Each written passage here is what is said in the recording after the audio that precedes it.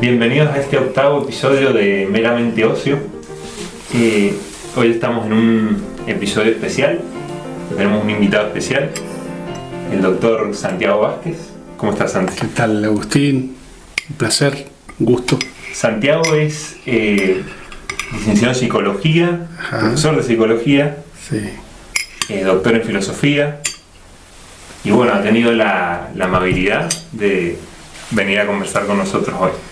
Así que muchas gracias, Santi. Bueno, un placer. La verdad que ya tengo conocimiento de este canal exitoso, por lo que he visto en los comentarios, así que un placer para mí. El placer es nuestro. Y bueno, y hoy el tema que nos había planteado Santi es un tema muy interesante, muy amplio, muy rico, que es el tema de la asedia, ¿no? Este vicio capital que hablaban los medievales, o que sí, se circunscribe sobre todo al pensamiento medieval. Sí, pero tiene, bueno, medieval, no del alto medioevo, más bien del primer monacato cristiano. Claro. Las primeras menciones así del término son en el siglo III, en el siglo IV. Claro. Y como la primera, podríamos decir, entre comillas, sistematización la hace Evagrio Póntico en el siglo IV. Uh-huh. Evagrio es el primero que la conceptualiza, la toma de la literatura antigua y ofrece algunas definiciones, algunas aproximaciones muy ricas. Ahora, yo pensaba, el nombre del canal, Meramente Ocio, claro. Un asedioso diría que son unos vagos. Sí. porque bueno, justamente una de las cosas que dice Piper, que es un autor contemporáneo que habla mucho de la asedia, es que es el pecado contrario al ocio. Claro. Es el pecado contrario al ocio. Y puede ser, había escuchado que en primera instancia, o sea, pero antes del cristianismo, era como un término cultural. O sea, se refería al culto nomás. No más, pero era un descuido en los rituales del culto pagano en ese sentido. Y luego, bueno, siguiendo con lo del ocio, o sea, el ocio es lo cultual también. Sí, es cierto eso, que hay antecedentes en la literatura antigua, pero más que al culto, a los rituales, los fúnebres, digamos, claro, ¿no? Sí, claro. Era como que designaba así con alguna inespecificidad, digamos, la incapacidad que tenía el hombre de guardar duelo, digámoslo así, uh-huh. ¿no? Por eso, de hecho, es un término griego, ¿no? Claro, sí. Es un término griego, akedia, que quiere decir no cuidado, y se aplicaba, digamos, a esa falta especial de cuidado, que era la falta de cuidado para con los muertos. Claro. Y después cómo se transmuta, Claro, esa es una cosa que creo que ameritaría hacer como un estudio ahí genealógico, digamos, claro. Arqueológico, si querés, sí. Porque yo la verdad que no sabría darte datos así técnicos o específicos acerca de cómo, en qué obras Evagrio lo encuentra ese término, digamos, ¿no? Es verdad que ya estaba en Orígenes. Bien. Orígenes, que es como el antecedente doctrinal y el referente doctrinal de Evagrio, que Orígenes es del siglo III, lo pone incluso, si mal no recuerdo, como una de las 3 tentaciones del Señor. Las 3 tentaciones en el desierto. ¿En el desierto? ¿Y cuál sería? Sí. Mirá, me mataste porque no lo recuerdo, pero bueno, habría que imaginarlo. Las 3 tentaciones eran el pan, claro, convertir estas piedras en pan. Claro. El reino, bueno, que es la última, creo. Ajá. y el arrojarse de... Arrojarse para que los ángeles lo salven, y después El que Todos los reinos de... te daré todos estos reinos y postrándote me adoras. Y bueno, a ver, esperemos no traicionar a Orígenes, pero podríamos decir quizás esta última: te daré todos estos reinos y postrándote me adoras. En el fondo, bueno, después la sistematización, la conceptualización que hace Santo Tomás es maravillosa, como siempre, y bueno, y muestra el gran alcance del término. Y lo que nos muestra Santo Tomás en el fondo es que es un pecado contra el mayor de los bienes, el bien divino, porque es una tristeza ante el bien interior, el bien del alma. Entonces, el asedioso es el que termina viendo el mundo como lo vería el demonio. Claro. Que a mí me gusta pensar, no sé si conocen, la deben conocer, la obra de Luis, Cartas del Diablo a su sobrino. Bueno, Luis cuenta, cuando escribe lo que sería la segunda parte de ese libro, que es El Diablo propone un brindis, que a él le piden hacer una segunda parte de ese libro, Cartas del Diablo a su sobrino, y él se niega a hacerla porque dice que le estaba haciendo daño. Tenía que ver el mundo como cascajo, como sarna, y eso ya le estaba haciendo daño a su alma, digamos, ¿no? Entonces decide hacer lo que hace en ese libro, que es una especie de discurso de la cena de fin de año que da uno de los diablos presidentes, ¿no? Claro. Es genial ese discurso, es una joyita. Y a mí me gusta pensar que, bueno, que el asedioso ve el mundo de esa manera, ¿no? Se entristece ante lo que existe, se entristece ante el mayor de los bienes. Entonces, bueno, dice, yo siempre me acuerdo, es malo ser, ante el milagro eterno de todo lo que existe, dice un verso de Pedroni, es malo ser indócil y es pecado ser triste, dice Pedroni. Eso es, ¿no? Sí. Cuando estar triste es un pecado. Sí. Miércoles, ¿no? Claro. A uno que es psicólogo, eso, a cualquier psicólogo eso le llama la atención, ¿no? Le hace ruido. Entonces, creo que hemos sido un poco amigables con el público, porque nunca dijimos que es la serie. Claro, no empezamos por la definición. Es verdad. Pero podríamos decir con Santo Tomás que es esa tristeza frente al bien mayor, al bien supremo, al bien espiritual. Al bien divino, al bien interior, y por extensión a los bienes espirituales, digamos, Claro. ¿no?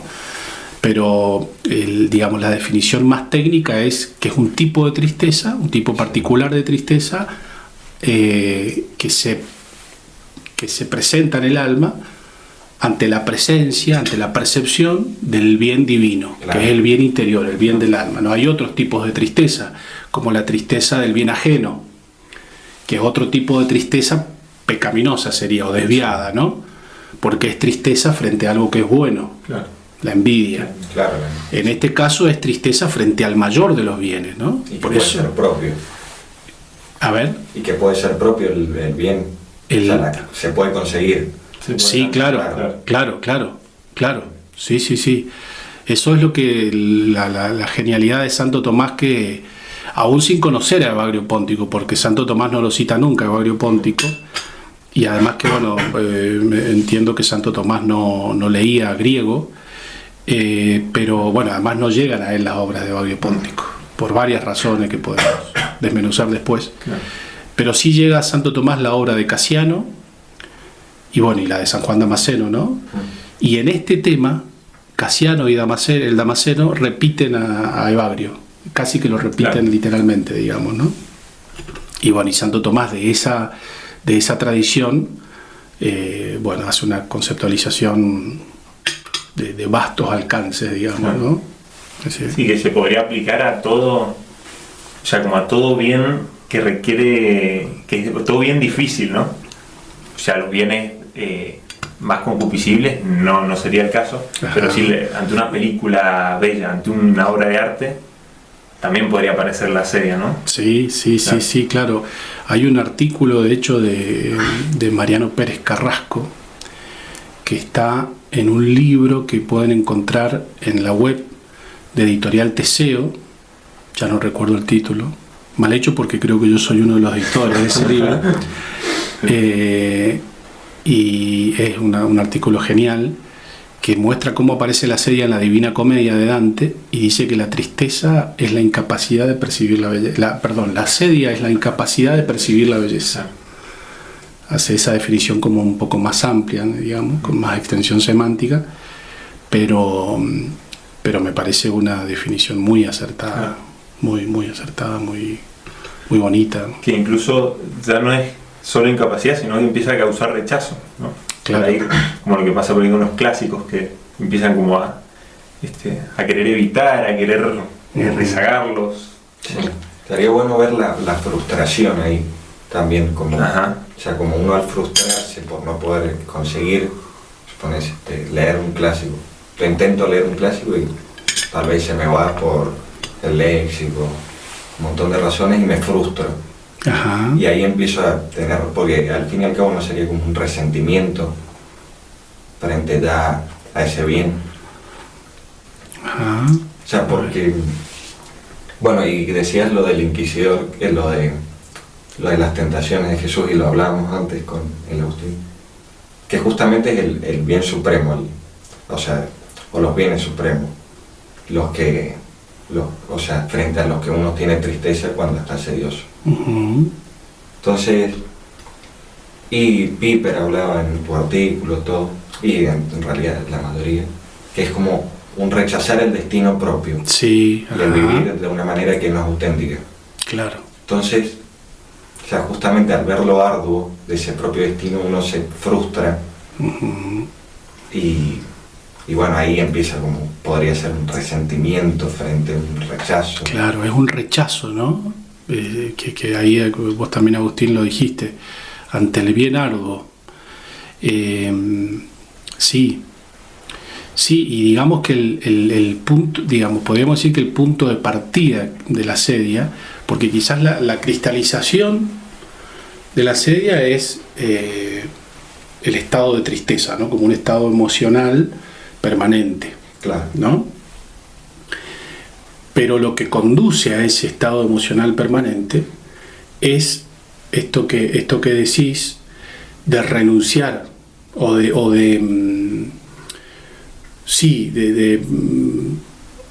de renunciar a la propia plenitud. Claro. En esos términos habla Piper, me parece, ¿no? Renunciar a la propia plenitud en la medida en que esa propia plenitud me resulta particularmente tediosa o particularmente trabajosa, digamos, Sí. ¿no?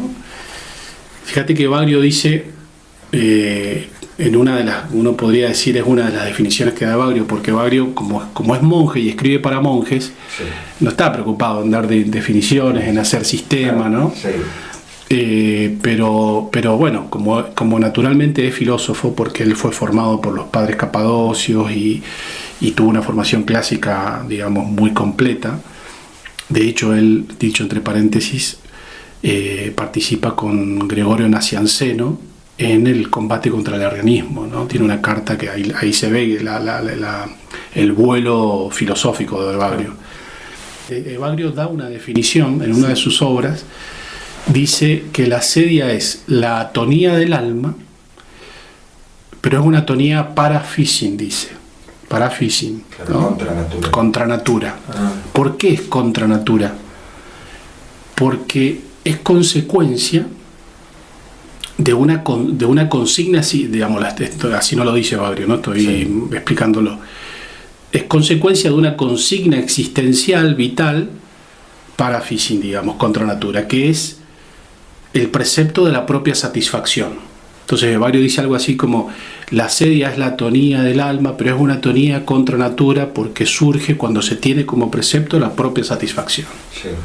¿No? Y ahí estaría interesante verlo también, porque corregime si esto es mal, Sí. pero la sedia sería un pecado contra la caridad.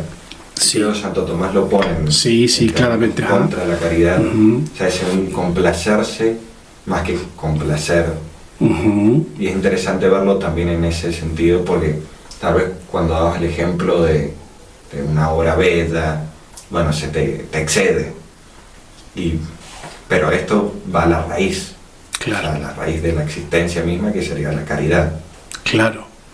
Sí, y vos sabés que esto que decís, Álvaro, yo creo, pensándolo también antes de venir, yo siempre me pregunto porque el tema de la sedia, cuando uno lo estudia, después lo ve en todos lados, ¿no? Sí. Después lo ven todos los autores, no sé, te pones a leer a Heidegger, por ejemplo, Sí. y vos decís, ¿pero qué? Heidegger está citando a los santos padres, digamos, ¿no? Cuando habla de la caída, de la existencia inauténtica. Sí. Claro, ¿y por qué será así? Y no solo en Heidegger, ¿no? Reaparecen un montón de filósofos, ¿no? Continuamente. Claro, porque está en la raíz de la existencia humana, me parece, ¿no? Es el pecado que afecta lo más hondo de la naturaleza humana, la dimensión más importante, digamos, ¿no? En el fondo es la cristalización de la elección de la carne en lugar del espíritu, Claro, sí. digámoslo así, Sí. ¿no? En términos paulinos. Sí, claro, en términos paulinos, exacto, Sí. exacto. Entonces, porque Bagrio lo dice, la consigna es la propia satisfacción. Cuando se tiene esa consigna, se pierde la tensión del alma hacia Dios. Eso es atonía, porque atonía también es un término griego, ¿no? Claro. Sí. Falta de tono. Sí. Ah, El tono muscular es lo que mantiene en tensión al músculo, Sí. ¿no? Bueno, se cae el tono del alma, cae la tensión del alma hacia Dios. ¿Por qué cae? Porque el sujeto, el hombre, vive teniendo como precepto la propia satisfacción, digamos, ¿no? Entonces se pierde la atención hacia Dios. Ahora, que se pierda esa atención hacia Dios, esto es una vueltita que hay que darle al tema, y que Piper la ve muy bien, pero no solo Piper.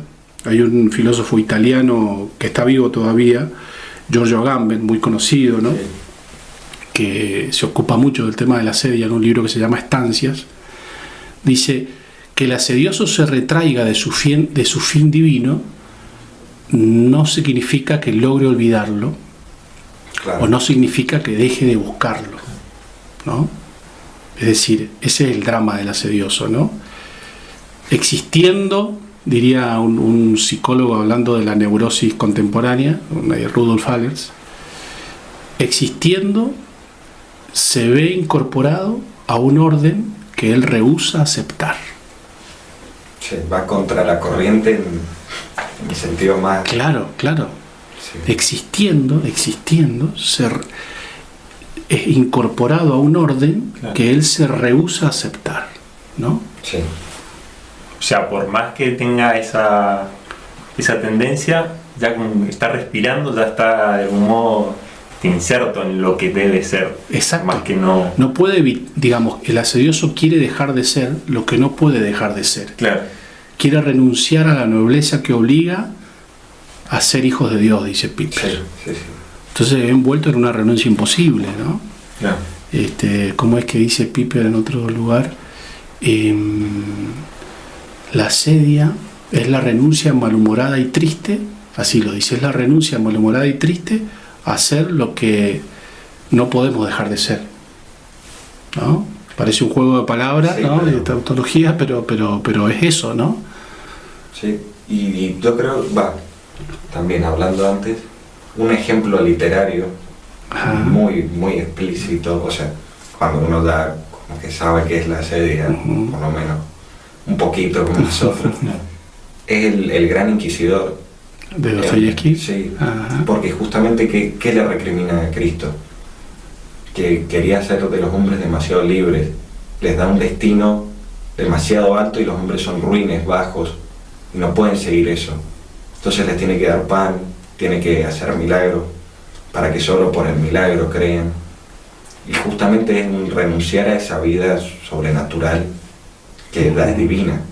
O sea, y ahí como que también, no sé, veo como un problema que ya somos hombres con afectos, pasiones, concupiscencias, y al mismo tiempo tenemos ese llamado espiritual gigantesco.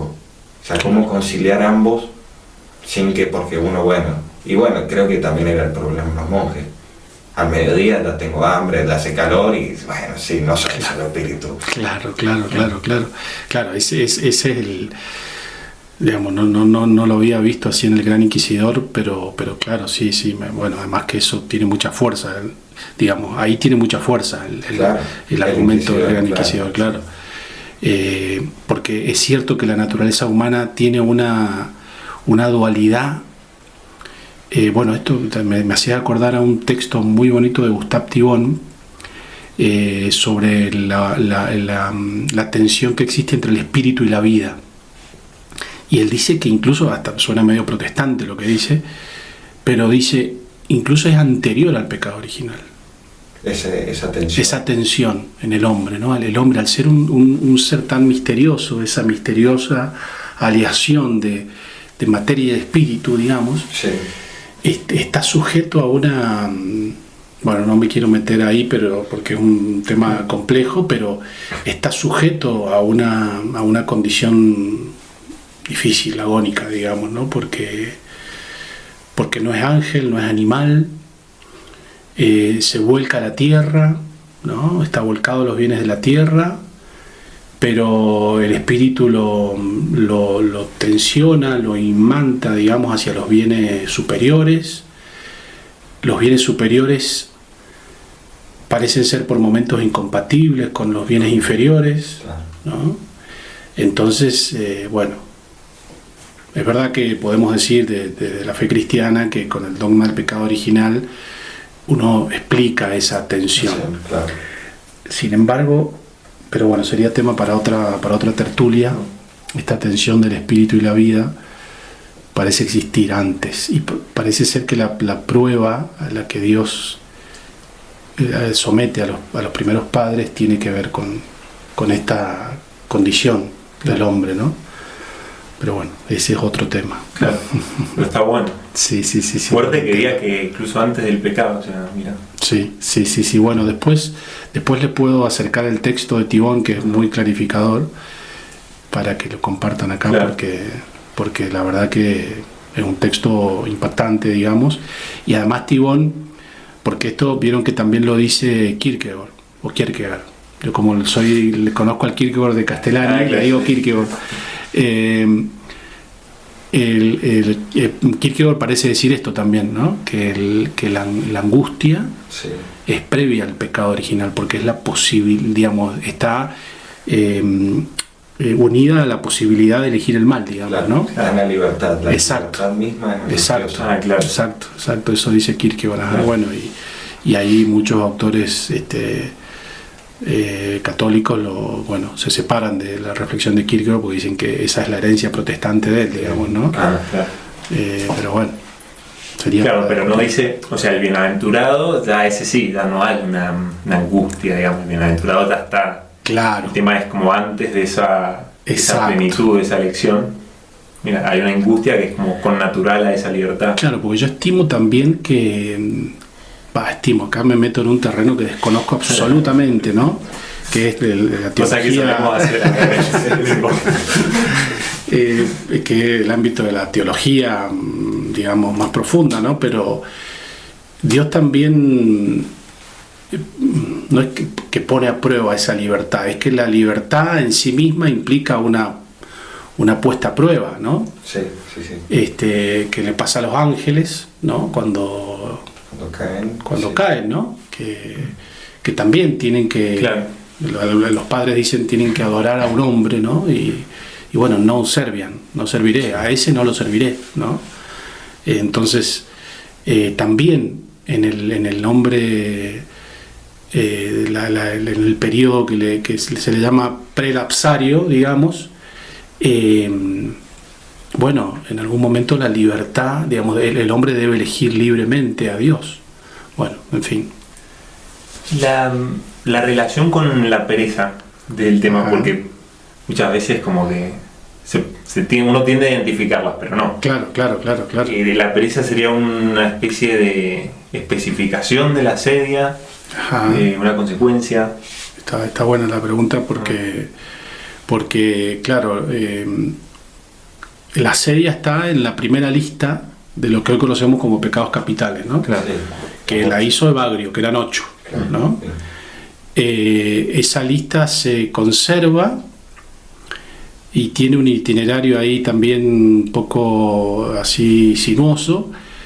Creo que es San Gregorio Magno el que lo reduce a 7, pero la asedia no desaparece de la lista de 7. De hecho, Santo Tomás lo trata como un vicio capital, pero paulatinamente uno podría encontrar antecedentes. Mi amigo Rubén Peretó dice que un antecedente lejano de esta identificación de la asedia con la pereza está en Casiano, que escribe para monjes cenobitas, no para monjes eremitas, que son los cenobitas son los que conviven, claro, que forman comunidades. Entonces allí el trabajo es más importante, entonces se enfatiza el aspecto claro, activo, y por otro lado, cuando se habla de la asedia, se previene de la ociosidad, ¿no? Que ciertamente puede ser una manifestación de asedia, la ociosidad, ¿no?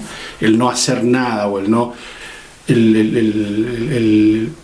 perezoso que no pone manos a la obra sobre su existencia, ¿no? Bueno, podría ser un antecedente lejano. Lo cierto es que en el siglo XIX-XX nos encontramos con una lista de pecados capitales de la cual ha desaparecido la asedia y en su lugar ha sido puesta la pereza. Y parece ser que el pecado es el ocio. Por eso al principio les decía que ustedes eran una manga de pecadores. Claro, es porque ahí Piper es durísimo con esta sustitución, Piper. Sobre todo en el libro El ocio y la vida intelectual. Él dice que ahí hay en la teología moral un influjo muy fuerte de la sociedad capitalista, de esa especie de pleistesía al trabajo, ¿no? Sí. Y entonces, ¿qué pasa a ser pecado allí? La ociosidad. El ocio es pecado, claro, ¿no? El estar inactivo es pecado, sí, ¿no? Porque se puede estar haciendo bien, ¿no? Entonces, hay que tener cuidado. Ciertamente la pereza, no vamos a decir que estar tirado es una virtud, claro, porque puede ser una manifestación posible de la asedia, la pereza, digamos, en este sentido, ¿no? De no poner manos a la obra, claro, respecto a los deberes existenciales, digamos, pero es solo una manifestación de la asedia esa, ¿no? Claro. Que en realidad yo creo que nosotros estamos más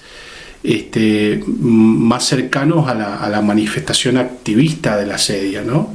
Es decir, a entregarnos a una actividad desenfrenada que nos hace olvidar o nos hace postergar o se eclipsa en nuestra alma la búsqueda de los bienes más importantes, ¿no? Que se obtienen en la contemplación.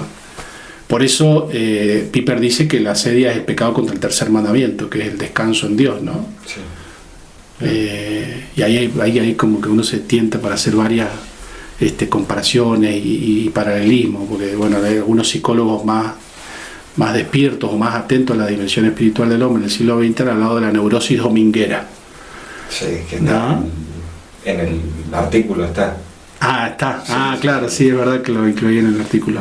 Claro, Víctor Frankl, sí, que bueno, es en realidad de la psicología moderna, Víctor Frankl es el teórico que mejor, digamos, puede tener muchos errores. Uno podría, ustedes que son filósofos, escudriñar ahí, identificar, bueno, algunas cosas que tienen que ver, digamos, con Kant y con los filósofos modernos, pero es el único psicólogo así sistemático que asume la existencia de una, vamos a decir así, dimensión espiritual en el hombre. Claro.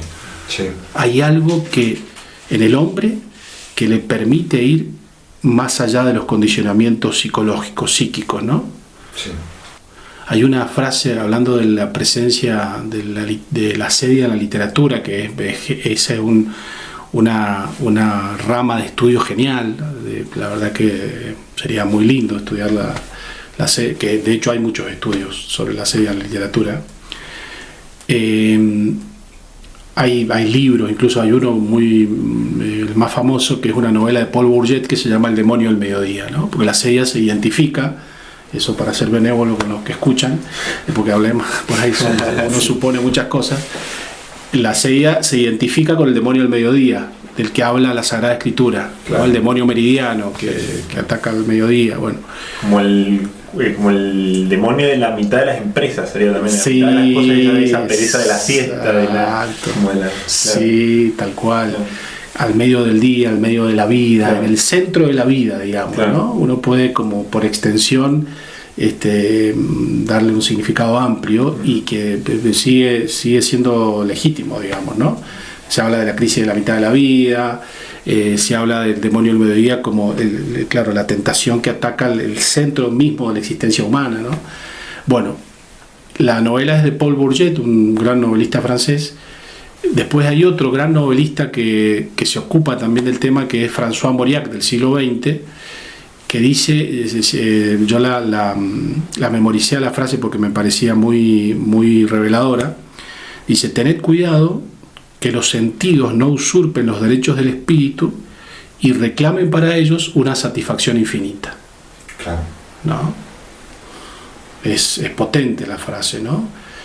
Tened cuidado que los sentidos no usurpen los derechos del espíritu y reclamen para ellos una satisfacción infinita. Esto de que el hombre no puede dejar de ser lo que es, aun cuando elija no serlo.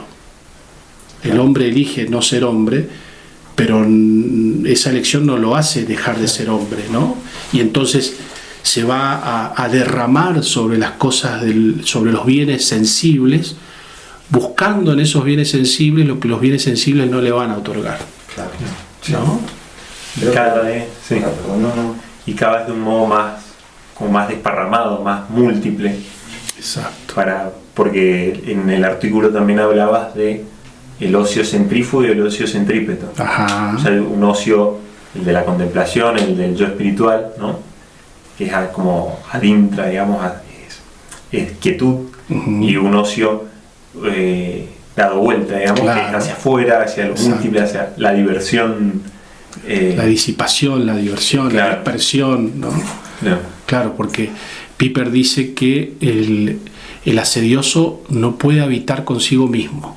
Claro. Está en su casa incómodo, ¿no? Sí.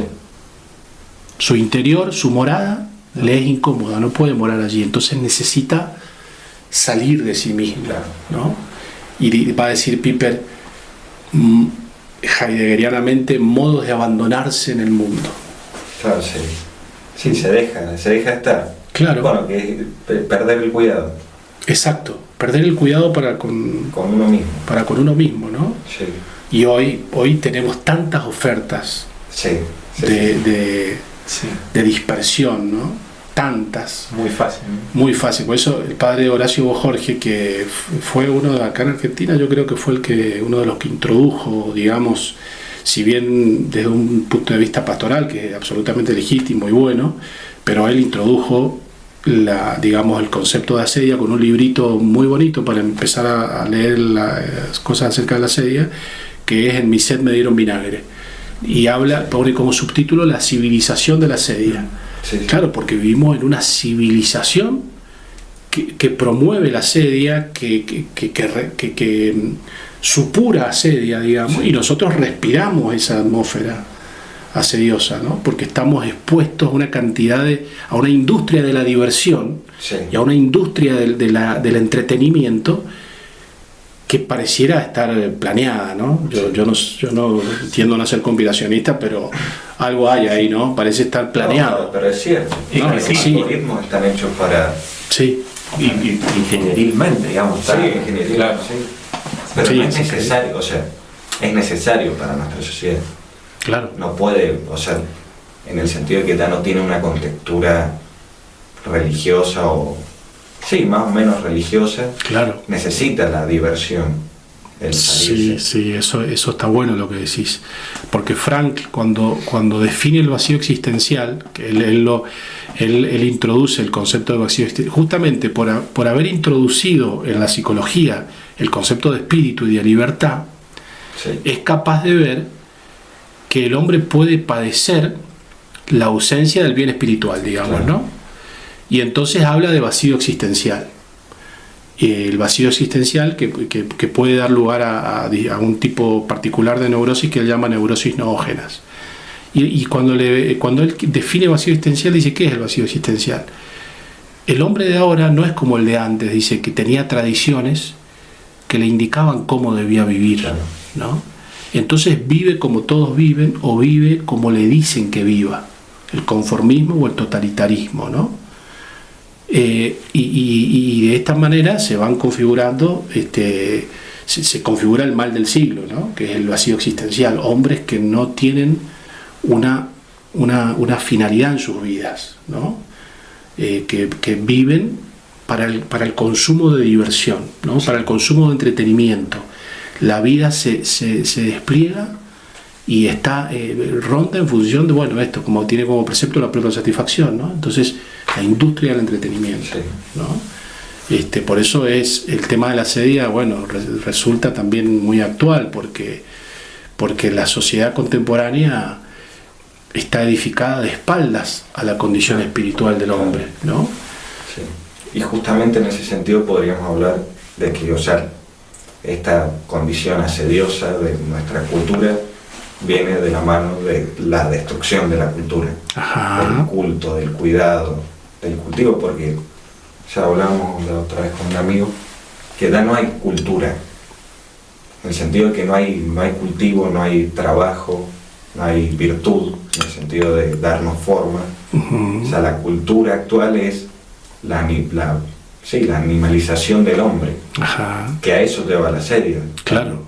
O sea, la bienaventuranza animal, dice Santo Tomás. ¿sí? La bienaventuranza animal. Sí. No. Sí, claro, la felicidad de los sentidos. Que no es felicidad, claro que no, es abandono, es anestesiamiento, digamos, ¿no? Es muy oscura la perspectiva, ¿no? Sí. Porque incluso en un libro que editamos con mis amigos Hugo Brandi y Rubén Peretó, que bueno, fue un libro más ensayístico, entonces ahí nos permitíamos escribir un poco más así lo que nos parecía y más así en son de tertulia como acá. Bueno, una de las cosas que decíamos ahí fue cómo el sujeto se vuelve espectador de su propia destrucción y lo hace comiendo pochoclo, ¿no? Sí. Entonces vemos que, no sé, yo vi 1 o 2 episodios de esta serie Black Mirror, por ejemplo, sí, ¿no? Sí. Y no la pude ver más porque realmente era indigesta, me parece, ¿no? Pero claro, es una cosa brutal, digamos, como uno ve ahí lo que puede pasar, que está pasando ya, ¿no? Con el tema de la inteligencia artificial, digamos, una cosa, a mí me da miedo eso, digamos.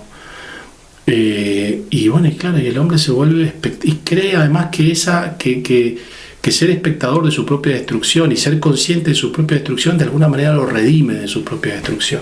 No sé, eso me animo a decirlo acá, lo pongo en mesa. ¿Cómo sería? Claro, es como que yo al reconocer que estoy siguiendo el camino de la perdición, que me estoy perdiendo a mí mismo, que me estoy destruyendo, es como un refugio interior. Por lo menos me doy cuenta, digamos, ¿no? Digámoslo así. Sí. Por lo menos mantengo en mí una parte lúcida, ¿no? que me hace tomar conciencia de que camino hacia la destrucción. Bueno, eso podría decirlo de otra manera, digamos, ¿no? Me mantengo a resguardo de mi propia destrucción siendo espectador de mi propia destrucción, digamos, ¿no? Al ser espectador de mi propia destrucción, me pongo en un lugar otro, claro, de mi propia destrucción, ¿no? Exacto. Sí. Exacto. Uno no se puede, o sea, uno no puede aguantar realmente eso. Exacto. No puede llevar sobre sí, entonces tiene que hacerse. Claro, es porque uno no puede dejar de ser lo que es. Claro, sí, ¿no? Sí. El hombre no puede dejar de ser lo que es. Sí. Otro ejemplo literario, tal vez, no sé, pero a ver. Un mundo feliz.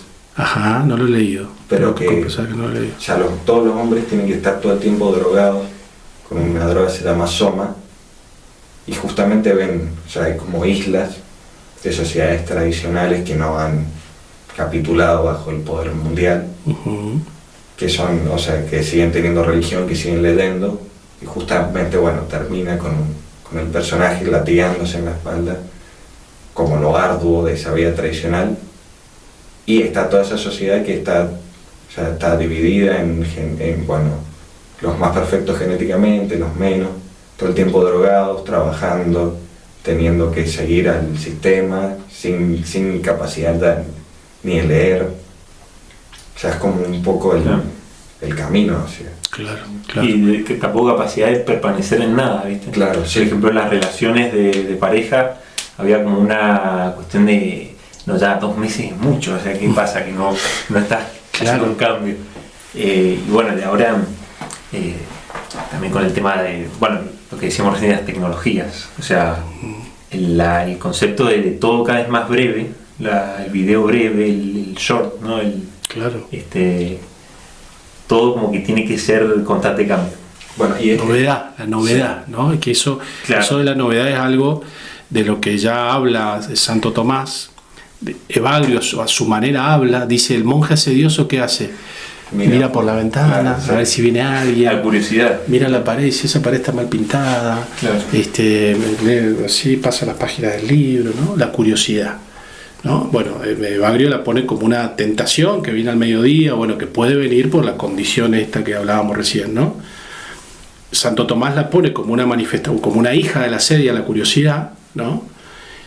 Y es curiosamente Heidegger, en los mismos términos, dice: la curiosidad es una característica de la existencia inauténtica, del Dasein caído.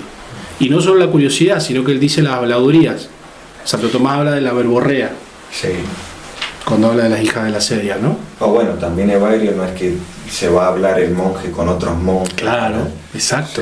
Sí, la incapacidad de quedarse, que decías vos, Agustín, eso lo dice así literal Heidegger. A mí me llama mucho la atención, siempre me llamó la atención las descripciones que hace Heidegger de la existencia inauténtica, porque dice todo esto, la carencia de morada, así lo traduce Rivero, es el que hace la traducción de Ser y Tiempo. La carencia de morada, la incapacidad de quedarse, el afán de novedades, las habladurías, ¿no?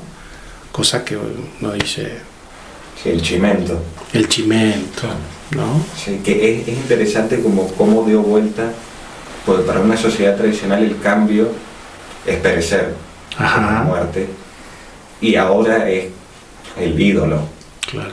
Es interesante ver cómo hasta culturalmente, o sea, el contexto es asedioso de por sí. Pero bueno, también al mismo tiempo, no sé, se dice que en el Kali Yuga, una cosa buena del Kali Yuga es que es más fácil tener un despertar espiritual. Y en el Apocalipsis también se dice que los buenos sean más buenos y que los malos sean más malos.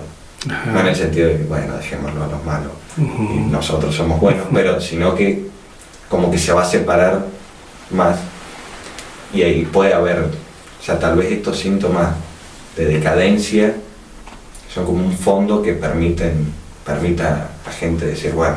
Claro. Ciertamente, digamos, yo en eso no soy tan optimista, digamos, porque siempre uno ve en las reacciones culturales algún vicio de origen, digamos, ¿no? Sí. Pero bueno, viste, cuando esto lo escuché alguna vez a mi amigo también, Antonio Capuneto, que bueno, decía, él citaba a Sido claramente, pero a Marechal en el arte poética, bueno, que lo compartimos hace algunas semanas, sí. Que somos hijos del hierro, que añoramos el oro, ¿no? Sí. Pero somos hijos del hierro, ¿no? Qué difícil es sustraerse a la edad de hierro en la que vivimos, ¿no? Sin embargo, añoramos el oro, ¿no? Añoramos el oro y tenemos que me parece que abrirle caminos a esa añoranza, a esa nostalgia, ¿no? Darle lugar en nuestra vida, porque si digamos se va haciendo cada vez más difícil seguir el camino del espíritu, ¿no? Digamos, lo decía a propósito de esto de las reacciones que se genera a veces a raíz claro, digamos, la reacción viene claramente de la decadencia y es hija de... Claro, y además que al ser tan antinatural aquello, sí, necesariamente viene una reacción, ¿entendés? Sí. Es como pasó ahora que pasamos del izquierdismo al derechismo, así, ¿no? Claro, sí. Aquello se volvió tan explícito, claro, y tan apestoso, tan fétido que bueno, nos vamos para el otro lado, ¿no? Sí. Nos hacemos el pendular, digamos, claro. Porque aquello se vuelve tan invivible, ¿no? Tan contrario, tan opuesto a las inclinaciones naturales, bueno, hablemos así por extensión, ¿no? Estamos hablando de la sedia.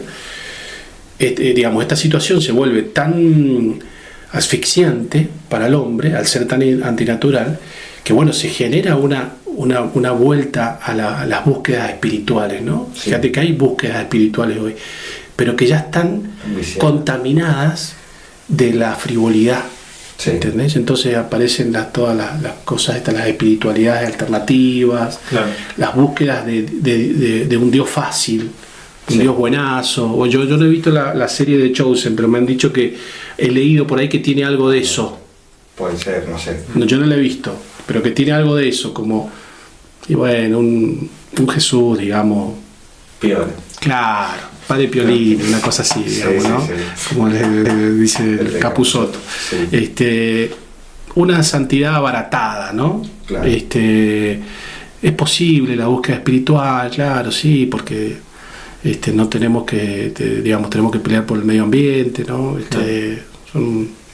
Y bueno, y ahí aparecen las ascesis contemporáneas, ¿no? Que son como un remedio simiesco, digamos, sí. De lo que es la ascesis verdadera. Sí, los tipos que son veganos, por ejemplo, que se privan de un asado, ¿no? Son ascesis, ¿no? Son tipos de ascesis, ¿no? Son ejercicios, son ejercicios. Y ásperas, duras. Duras, sí. Claro, duras. Sí. Claro, son como sucedáneos. Exacto. Remedos, ¿no? Y por ahí el problema es que aunque sea una búsqueda de trascender, sigue estando el precepto, en muchos casos, este precepto que decías de el propio deleite. El claro. Propio deleite. Entonces...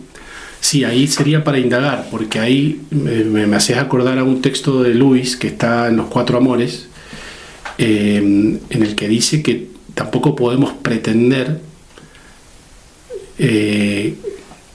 digamos, una búsqueda del fin desinteresada, exacto, sí. ¿No? Que siempre vamos a buscar nuestro beneficio. Ahora, Evagrio se refiere al deleite corporal, ¿no? Al deleite corpóreo. Quizás en estos tipos de ascesis hay que identificar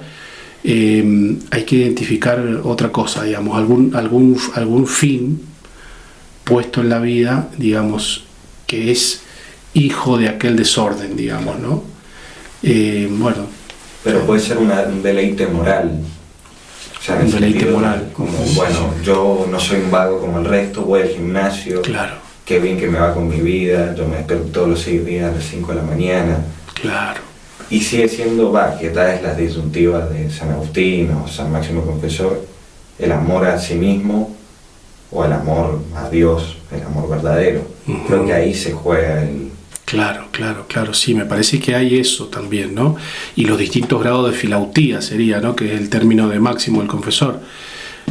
Los distintos grados de filautía, ¿no? De amor de sí. El amor de sí, viste que el concepto de filautía es de procedencia aristotélica. Aristóteles no lo usa en un sentido peyorativo, ¿no? Sí. Digamos, el amor de sí, porque el amor de sí no está mal. Claro, ¿no? La base de la búsqueda, ¿no? De nuestras búsquedas, digamos, ¿no? Pero adquiere una connotación negativa a raíz de la ignorancia, dicen Evagrio, y quizás por ahí hay que buscarlo, ¿no? Claro. La ignorancia.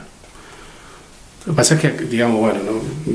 Digamos, se da también esta péndulo. Sí, digamos, claro, viste uno. encuentra la causa, digamos, yo creo que tenemos que encontrar la causa última y explicativa, que es lo que propone Bagrio y Máximo el Confesor, en la ignorancia, ¿no? La ignorancia como enfermedad que padecemos a raíz del pecado original, ¿no? La ignorancia, ¿no? La incapacidad de percibir el fondo espiritual de las cosas, ¿no? Que eso sería la ignorancia. Esa ignorancia engendra filautía, un amor de sí desordenado, porque desconocemos quiénes somos, ¿no? Y entonces amamos algo de nosotros que no somos. Y entonces creo que ahí se podría, desde ahí, en ese marco conceptual, podríamos explicar esto que hablábamos, Agustín, que decías vos, de lo que se busca en esas prácticas ascéticas o en esas ascesis contemporáneas, digamos, ¿no? No deja de ser ejercicio espiritual en el sentido filosófico de la palabra, pero claro, ahí me parece que el tema está en el fin, ¿no? Sí, y también porque pensaba, o sea, y es verdad, amarse a uno mismo está perfecto, y justamente al fin y al cabo hacemos todo por eso, ¿no? Exacto. Pero es justamente el camino, o sea, que sería la ascesis, pero es el perderse. Ahí, o sea, creo que con el cristianismo solo sería problemático, aunque debe estar en muchos otros lugares, como diciendo, o sea, que esa es la estructura de la realidad, pero es el perderse para luego encontrarse. Ajá. Y ahí está el centro, cómo me amo más a mí mismo, haciendo ascesis. Claro. Dice, pero es la estructura misma de la realidad. Sí, es maravilloso eso. Porque es lo que dice Jesús, además, ¿no? Sí. El que ame su vida la perderá, claro. Exacto. Sí. ¿No? Es como esa paradoja del cristianismo permanente, que el Señor la pone siempre, ¿no? Porque te viene a prometer la vida. Claro. Me decís perderla. Claro, exacto. Y muere en una cruz, ¿no? Que eso era lo que escandalizaba a Nietzsche, ¿no? Un crucificado, ¿no? Ese es el tema, ¿no? Y nos queda también por hablar del tema de, remedios contra esto. Porque sí, claro, o sea, no estamos se en una sociedad de asedia, somos. Sí, igual si es ignorancia, la raíz de todo pecado en realidad. Y que Santo Tomás creo que pone como cura a la asedia la contemplación de los bienes espirituales. Ajá. En primer lugar. Claro. Y ahí hay bueno, y es un remedio que no es analgésico, digamos, ¿no? Justamente el analgésico es... tapa. Claro, es industria asidiosa, digamos, ¿no? Sí. Es decir, ¿cómo curarse de la ignorancia? Bueno, buscando la sabiduría, ¿no? Y para llegar dice Bagrio, para llegar a la sabiduría, que es la tierra prometida, hay que transitar el desierto, ¿no? El pueblo de Israel, antes de llegar a la tierra prometida, que emana leche y miel, camina 40 años en el desierto. Sí, claro. Bagrio, que siempre, es de la escuela de Alejandría, interpreta en clave alegórica los textos de la Escritura, y en términos de los estadios de la vida espiritual, ¿no? Que esto lo vimos en filosofía aplicada, cuando tuvimos que... los antiguos entendían la filosofía, cuando dividían la filosofía, era la división de la vida, ¿no? De los estadios de la vida, ¿no? Porque para ellos era inescindible la filosofía de la vida, ¿no? Sí. Evagrio dice que es un símbolo la peregrinación en el desierto del pueblo de Israel, ¿no? Para llegar a la tierra que emana leche y miel.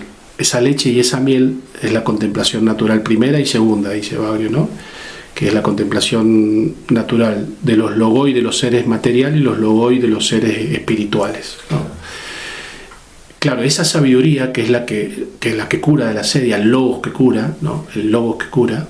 Fíjense que es una figura muy sugerente esta del logos que cura. Sí. Clemente de Alejandría habla del logos terapéuticos, ¿no?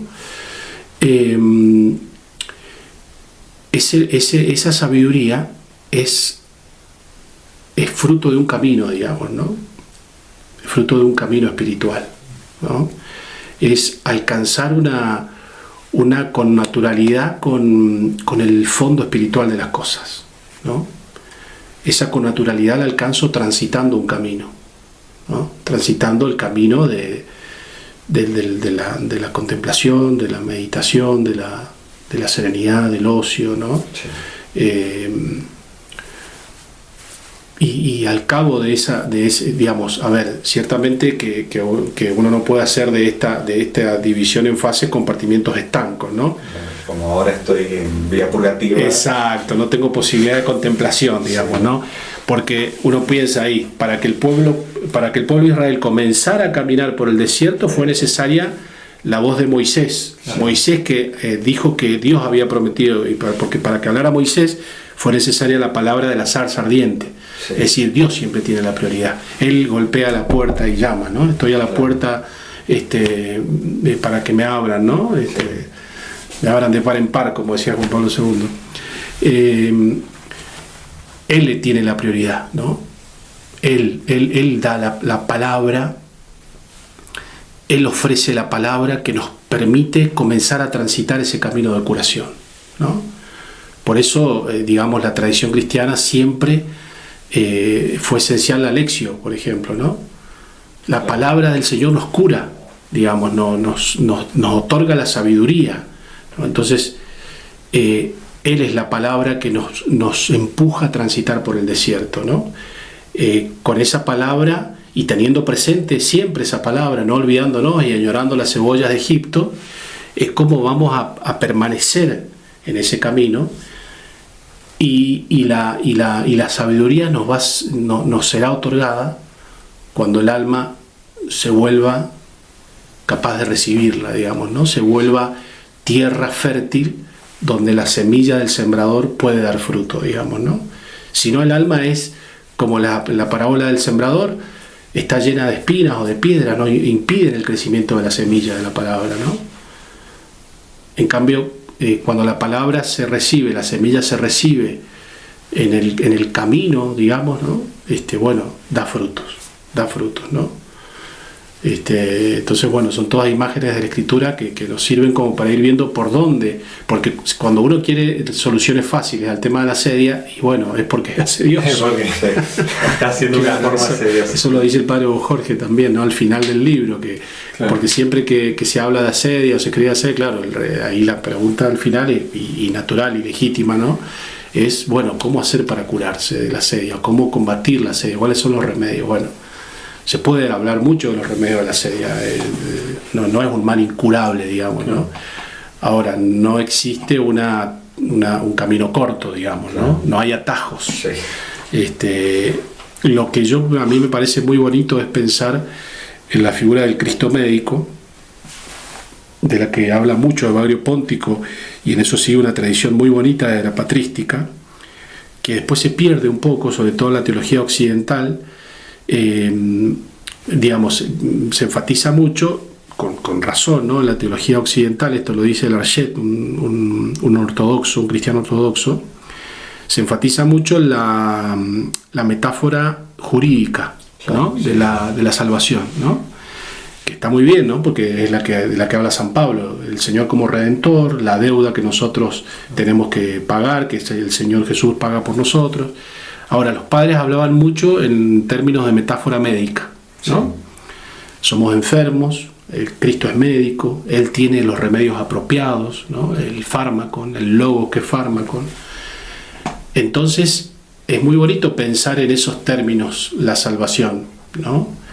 En términos de Jesús como médico y de yo como enfermo, ¿no? Entonces, la asedia es una enfermedad que el Señor me puede curar, digamos, ¿no? Sí.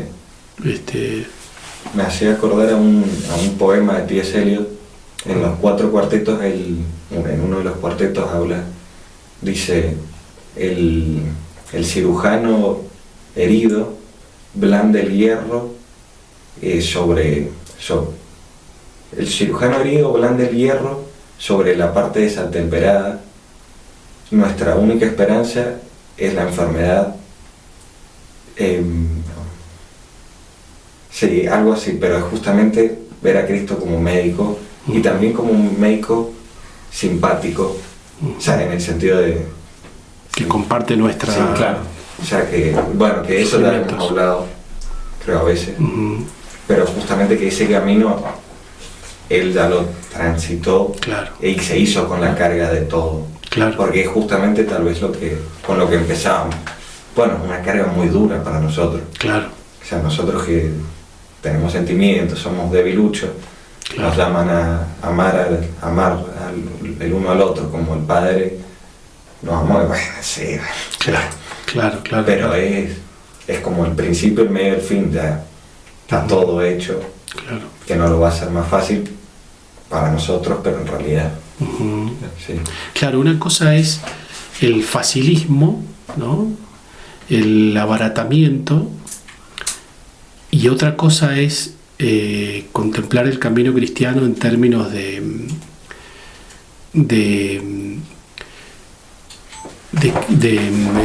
André Luff, este escritor, monje contemporáneo, dice a merced de su gracia, ¿no? Entender la vida espiritual como una obra absoluta de Dios en nosotros, Sí. ¿no? Eso no lo facilita, no es que facilita el camino espiritual, pero sí lo hace menos preocupante, digamos, ¿no? Lo hace menos preocupante. Le imprime una serenidad a la vida espiritual y al camino espiritual que es fundamental, digamos, ¿no? Y bueno, y eso es la novedad del cristianismo, la novedad absoluta, ¿no? Es Dios el que tiene la iniciativa y el que nos hace transitar por el camino, ¿no? Y el que nos da el premio final, Sí. ¿no? Él se introdujo en la historia y Él vino a salvarnos. Entonces, bueno, el remedio va por ahí, me parece. Bueno, después Evagrio pone algunos remedios así en particular. Habla de desdoblar el yo, dice. En una parte Sí. dice desdoblar el yo. Y confortarse. Exacto, Sí, confortarse sí. a sí mismo dice, en una parte dice, confortarse con catepadoien, dice, encantamiento, le dice, ¿no? Encantamiento, que uno ahí se acuerda inmediatamente, no inmediatamente, la in entra algo mediante, digamos, ¿no? Yo lo descubrí por la in entra algo. Recuerda el Cármides de Platón, cuando le dice están ahí, no me acuerdo cómo era la situación. La cosa es que la enseñanza de Sócrates es que el dolor de cabeza debe curarse tratando el alma también, ¿no? Porque si atendés solo el dolor de cabeza, es decir, el mal del cuerpo, no va a ser la curación completa. ¿Y cómo se cura, cómo se trata el alma? Con ciertos encantamientos, dice, con ciertos ensalmos, ¿no? Claro. ¿Y qué son esos ensalmos? ¿Qué son esos encantamientos? Las palabras bellas, ¿no? El logos kalos, ¿no? Y entonces Evagrio usa curiosamente esa palabra para nombrar a unas palabras de los salmos, ¿no? ¿Por qué estás triste, alma mía? ¿Por qué te me turbas? Espera en Dios que volverás a alabarlo. Eso es un encantamiento, un hechizo. Es una palabra que cura, lo decís y te cura, parece decir Evagrio, ¿no? Sí. Una especie de hechizo, de embrujo, ¿no? Pero no, digamos, uno profundiza y claro, se da cuenta por qué esa palabra curaría, por qué es bella, y porque es como un espejo del alma, ¿no? Un espejo del alma, el alma se ve allí, se ve en ese espejo que le ofrece la palabra, se ve en una versión de sí misma, digamos, plena y posible, ¿no? Sí. Plena y posible, ese sería el tema, ¿no? Claro. Entonces, bueno, siembra esperanzas esa palabra en el alma y permite salir del estado de Dios. La perseverancia, digamos, en alguna manera también hablábamos recién, Evagrio habla de que el remedio fundamental de la sed es la perseverancia, es decir, persistir, la persistencia, el permanecer en la celda, va a decir a los monjes. Claro. El permanecer, ¿no? Permanecer. La fidelidad. Esto que dice San Pablo, he peleado el buen combate, llegué al final de la carrera, conservé mi fe, permanecí. Conservé el fuego, ¿no? Conservar el fuego, ¿no? Y también, bueno, habla de las lágrimas, ¿no? Las lágrimas curan también. Es decir, digamos, el llanto también Santo Tomás dice, uno de los remedios de la tristeza es las lágrimas. Bueno, las lágrimas también pueden curar la sedia.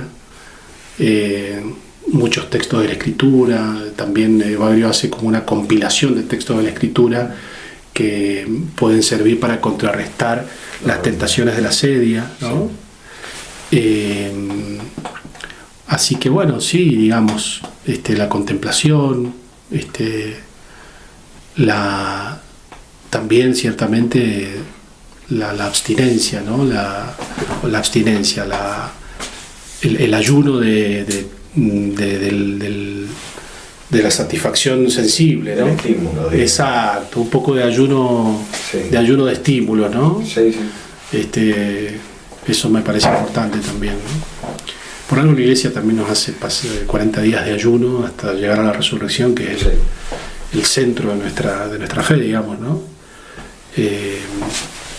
Pero bueno, por fuera de la fe también, digamos, el tema de la sedia es un tema, digo, para que no quede también como una clase de catecismo, Claro. ¿no? Aparece tanto en la filosofía el tema también que eso sugiere algo, ¿no? Parece Sí. ser que la asedia está ahí, el concepto de asedia toca una realidad fundamental del hombre, porque es muy llamativo que, bueno, desde, no sé, se puede rastrear en todo el pensamiento moderno el concepto de asedia, pero llegamos al siglo XX y el filósofo más importante del siglo XX, Heidegger, claro, la obra más importante de Ser y Tiempo es una gran parte de esa obra es una descripción de la asedia. ¿Cómo llegó a eso Heidegger? No sé, ¿no? Y después otros filósofos, ¿no? Émile Cioran, a mí me gusta mucho citar a Émile Cioran, el filósofo rumano, Sí. pesimista, tremendo pesimista.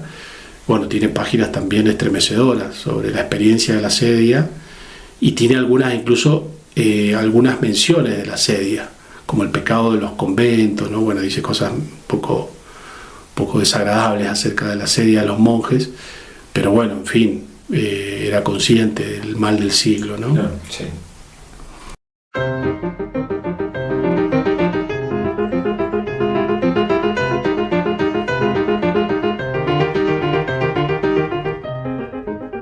Bueno, Santi, entonces muchísimas gracias. Estuvo muy bueno y creo que hemos más o menos abarcado un poco, pero bueno, hay muchísimo más. Sí, seguro. Hemos tocado varios aspectos del tema. Bueno, muchas gracias por la invitación, Agustín, Álvaro, la verdad que ha sido un placer. No, gracias. Gracias por llegar hasta acá y nos estamos encontrando en un próximo episodio.